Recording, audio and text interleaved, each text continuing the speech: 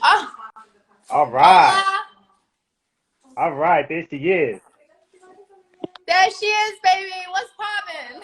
What's happening? How are you doing?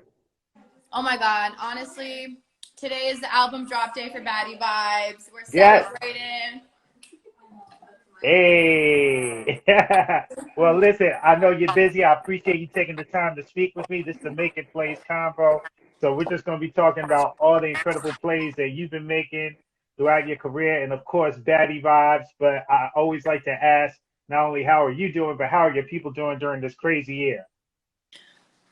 My team has been powering through, honestly. I think this quarantine has brought us closer and made my team really fucking strong. And we're killing it. We're killing it over here. We're supporting each other. We're there for each other. Yeah. That's what's up. That's what's up. Well, you've been making incredible plays for a minute. I mean, obviously, the Twerk Out Company is internationally known. You've trained everybody from Mel B, Snoop Dogg, Christina Milian, Karuchi, the list goes on. Worked with everybody from DJ Snake, Major Lazer, Chainsmokers, Marshmello. That list goes on. And then, of course, put out a nice project today, Baddie Vibes. We're definitely going to talk about that. But what were you working on before everything got shut down and everything started going crazy? I know you put out an EP in the beginning of the year, but Yeah. what was the plan going into 2020? Honestly, my plan was to push that EP, and I also had a 3-song project, like 3 EP project that I wanted to release because Mm, I have like over 20 or 30 records that I actually wanted to release. And I had this whole plan, and I just, for some reason, quarantine came around March and shit shifted in my life, and I decided I wanted to make this rap album, and it came I just had thought about it for a couple months before, just like randomly, it kind of popped yeah. in my head here and there, and I'm like, fuck it. So I went up to Petaluma for quarantine and took my homie, one of my best friends, Primo. He executive produced my whole album, and I went up there and I was like, I just want to rap, like I just want to try rapping. So we did it. You made it happen. I actually I do want to talk about the project as far as like, the creative process behind it because the a few things that I noticed differently, obviously, you were rapping on it, but there were no features on this one. I had one feature which was from my friend Justin Love. Okay. He's in the last album or the last record, Baddie Vibes. But yeah, Okay.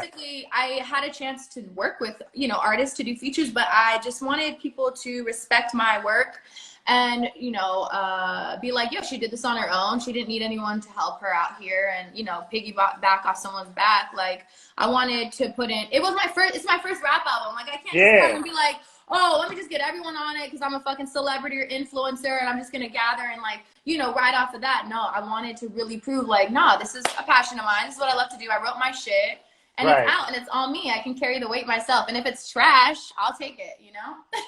So what was it that initially got you into music? Who were some of your early inspirations? It was always Rihanna and Aaliyah and TLC and stuff. Like I'm a little, late 80s, early 90s baby. So Yeah. I got the R&B vibes, hip hop. I love Tupac for like the rap inside, you know what I mean? So I have some influences. When did you start developing your hip hop skills? Oh, I don't know. I feel like the beginning of this year, my homie. Well, actually, I've been in LA for a while, so like I have friends that are at Power 106, like Justin Credible and Eric Deluxe, and I like grew up with these people around in Los Angeles, working with them. And when I Right, was right. younger, we actually did like 2 twerk like rapping records, but I didn't Okay. take it seriously. I was like, this is nothing, it's just for fun. But now I'm like, nah, this is some serious shit that I really fucking love, and I just started really doing this like this. I was doing pop music. Right, right. Oh yeah, because I love the joint that you had with Mozzie on your last project, My Love. I thought that was a great song. Yeah. Oh my God. So me and Mozzie's from Sacramento, Oak Park. I grew up in Oak Park. I grew up on Bigler Way, which is Hmm. literally like a street over from him. And so I didn't know him very well growing up, but he definitely was around us. Like all the homies hung out together, and Mozzie is just real, and he's from where I'm from, and he's kind of another side, because I, I Yeah. I came to LA. I came to LA when I was 17, 16, like to stay here because I wanted to pursue this. And I luckily enough, my father lived here. My mom lived over there in Sacramento. So I go back and forth my whole life. So I had the best of both worlds. Mozzie didn't have that shit. He only had Oak Park where we were from. You know what I mean? Right. So the fact that he fucking is not from LA, was not from around there. The fact that he's how big he is now is so inspirational, inspiring, because I know where we came from. And it's that type of shit's almost impossible. So I'm so proud of Mozzie. I'm so grateful to have a record with him. I'm happy he got on. It's a beautiful record. It is. It is. It was probably my favorite record off that EP. Yeah, I love that record. Yeah, nah, no doubt. Shout out to Mozzie, and he just has an incredible spirit and personality too. Oh yeah, absolutely. Yeah, man. But how long did it really take you to find, I guess, your hip hop voice or your flow, and where you began to feel comfortable with it? I like my friend Brooklyn. He's a choreographer, really big choreographer, Brooklyn Ja. He dances for like Iggy Azalea, and like he has his credit. So me and him, I grew up going to his classes too. So he hit me up. He's like, yo, I'm doing music. I was like, cool, let's do a song. So I go in there, and he's like, maybe you can sing the hook, blah, blah, blah. And I get on there, and I'm like, all right, I'm just going to go in freestyle. So I go in there, and for some reason, rapping starts coming out, and it was not singing. I was like, I need to be rapping on this album. I was like, ooh. So I was like going in, and I was like shocking myself. I was like, oh shit, this shit actually sounds fire. Like, I really like this. Yeah. He was like, bitch, you need to rap. Like, why aren't you rapping? And I'm like, I don't know. And so I played the record for some people, and they're like, yo, like that tone's nice, like you should try it out. I'm like, you know what, I'm just gonna fucking try it. So that's when I started thinking about, oh, maybe I should rap. Who am I gonna work with? Who's gonna be the producers? Like, what am I gonna talk about? And so the whole quarantine for me was that it was building who that bad bitch was again, which was what I think I lost, and it came back. Yeah. Why did you think you lost it? 'Cause men. Just blame it on us, right? I've dated plenty of men in the industry and out, and all my records are about men. I think men are the most influential, to be honest, people that can affect me the most in my life, which is my father and the guy that I'm dating. And so, yeah, I think that just dating men, I think you lose yourself a little because you're giving up so much of yourself, when you're dating these people. You're just exerting all this energy, and sometimes you just lose yourself, and you got to remind yourself you're a bad bitch. And so this album is about that. This album's about when I wake up and I'm in a shitty mood, if I'm upset or whatever the fuck it is, like, I'm going to put this album on and remind myself, like, you're that bitch you thought you were. Like, keep your head up, put your crown on, wipe your tears, and keep it moving, and get in that bag, honey. Not mad at that. So there were 3 songs that really stood out to me. Die Before You Love Me. I love a good intro track. I feel like if you come correct with your first song, it sets the pace for the rest of the project. So talk to me about that one, because it's a very passionate song. Which is crazy because I'm singing in that record.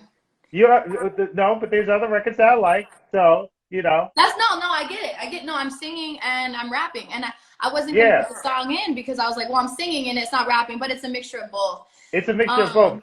Yeah. And that's what a lot of artists are doing right now, too. I know. I was like, listen, I can rap and sing. I do both. I like to do both. I'm going to put it in both. You're going to hear more, hopefully, in the next project as well. But for that, the Die Before You Love Me record, I did 3 years ago. And I did this song right when Pete passed away, little Pete. So I think it was about 3 years ago. Whenever that was, it was right when that happened.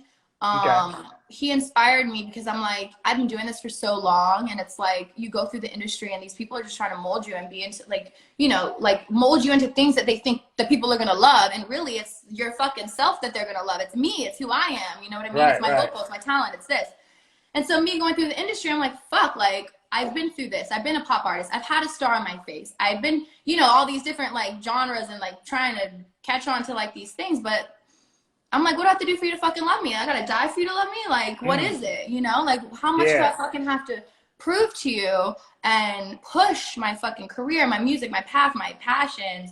And so I just felt that way. And I was like, yo, little Peep's popping off suddenly after he dies. Suddenly, Pop Smoke. And all these fucking artists, I'm like, that's insane. These people are talented and they're not getting their fucking credit for it. And I was done with that one. And I'm like, yo, this is my timeline record. 3 years ago, I did this record. I was like, this is perfect for now. I couldn't put it out then. I didn't want to put it out then. And I'm like, wow, this shit's literally setting up in perfect timeline. God had it planned for me. And I'm like, set me the fuck up. Let's go. Let's fucking go. Nice. Okay, the next record, Patron. I think that was like the perfect sum up for a lot of people's quarantine. Oh, really? Uh-huh. Just specifically the shots of Patron for sure, I'm sure. Uh-huh. I mean, Patron is tequila is my go-to drink. If I'm a drink, I usually smoke, preferably, but I drink some Patron or 1942. Mm. And yeah, this was a life experience. I basically I was stuck in the house and I was quarantining with somebody, and it got a little crazy. And I was like, I started twerking, dancing. He was like, "Oh, let me see." I was like, "Throw me money." And then he goes into his goddamn he goes into his closet and grabs a stack of ones that he has. And I was like, "Oh, it's going down. Okay, for sure." So we played my music, we're just popping, and it was a fucking strip club in the living room, word for word. Like, So that's he just exactly what happened to have a sack full of ones sitting in his closet, huh? listen, He was listen. ready. He was ready. He knew what he was doing. He knew who he was dealing with. You know what? I'm not mad at it though. But I'll tell you who ain't dealing with this no more. Okay. And the third standout record is Rockstar. Ooh, I okay. really I just like the overall beat and the flow of You it. got me And, fucking like a rockstar, baby, whipping in the yeah, whip hotel.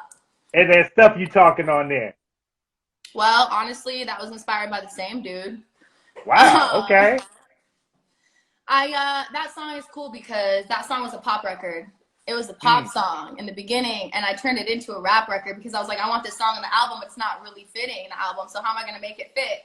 I was like, fuck it, I'm just gonna turn this into a rap record. So I just rapped the song instead of singing the song, and I put that shit on there. Amazing. Amazing. Well, those are the three standout records. Again, a very solid project. How do you really balance everything out as far as being an artist, an influencer, and a businesswoman? Because you got a lot going on. I'm literally managing myself. Mm. And I like it better because I have to say what I want to do. Like I got the freedom. Right. The thing that pushes me, I've realized during quarantine, I think I work so much and I focus because, like I said, these men, instead of focusing on the heartbreak and all the shit that I don't want to focus on, I'm kind of getting my passions and I'm really just making myself busy and pushing it into that. You know what I mean? And I think that's what's pushing me to do this is just the experiences I've gone through, and I'm trying to heal myself. Yeah. Yeah. No, that definitely makes sense. What's something that most people don't know about I'm a little softy. I don't know. you? I don't know. I'm a bad bitch, but I'm a softy. What's something else? I'm the oldest of 6 siblings, Oh wow. All right. and my favorite place to be is in my bed. I think I that's love a lot of sleeping people's spots. and other things. Yeah, no doubt. Well, I'm gonna wrap it up with this question right here. Obviously, 2020 has been a crazy year. It's been a roller coaster of the year, but it's also been a year of self-reflection because we haven't been able to move around like we normally do. And I know this year has kind of taught me a lot. Is there anything that you've either learned about yourself or just life in general during this time? I think what I've learned is that we need to, we're staying busy and stuff, but we need to pay attention to what's going on in the world and be active and get involved. And there's places, there's parts that are there's holes in the world, and we need to fix them with love and affection and bring and uplift everybody. And we're in this together, it's just us here. So we got to power through, and I'm excited for you guys to power through. We got this. We got this. Elections are coming up, choose correctly, choose wisely, and at least choose, have a voice, and we're going to push through. There it is right there. Well, listen, I appreciate your time. Thank you for talking with me. Everybody, if you're in this live, make sure you go stream her album, her project right now, Baddie Vibez. Hey. You got Okay. me fucking like a Rasta baby whipping in the whip hotel. And we're in the process of getting you your own station on Pandora. So we'll have that set up probably within the next week or two. Don't make me cry. Come on, I know you a softie on the low, but nah, I it's all good. am. Thank you. No problem. No problem. Well deserved. Thank you. Thank you. I'll All talk to you right. soon. Yes, be safe. Bye. Take care.